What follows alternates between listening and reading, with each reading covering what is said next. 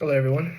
I chose the song 1944 by Jamala as the task song, which was the Ukrainian entry for the 2016 Eurovision Song Contest. Jamala's actual name is Susanna Jamal Dinova, and she's a Ukrainian singer of Crimean Tatar origin. She actually won the competition that year. This song is so unique since it has origins in Ukrainian identity and history. Musically, it combines contemporary electronic pop cultures with Asian fusion folk. Jamala sings half and half in both English and Crimean Tatar, and the foundations of the song and her heritage are immediately apparent.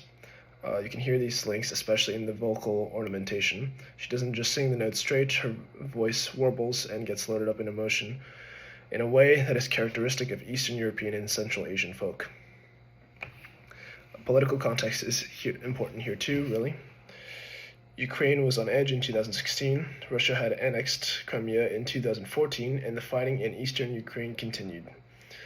1944 is also the title of the Soviet forced deportation of the Crimean Tatars by Stalin during World War II, but audiences in 2016 immediately heard it as a reference to the more contemporary events.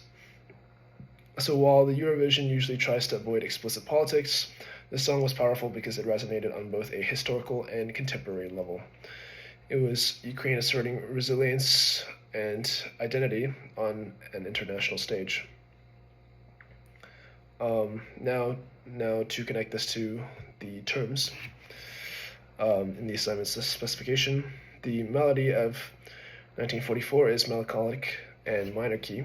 It tends to move in tight steps rather than broad leaps, which gives it a lamenting, almost chant-like quality. How Jamala holds out on certain notes helps create the sense of emotional desperation. The rhythm feels very deliberate and heavy. There is a strong beat going on underneath, but it's not rapid or dancey. It's almost march-like, as fitting to the subject matter of deportation and struggle. Vocals by Jamala dominate here. Her timbre is dark and raw and emotive. It cuts through even when the instrumental texture is light. There's also some layering of electronic textures heard, but the same is kept light in order to highlight the unique color of vocals.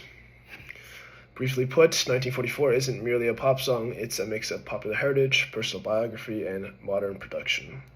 It was such a musical polemic regarding the history and contemporary issues of Ukraine, and that is part of the reason why it is so compelling in the competition and why it still resonates with us today.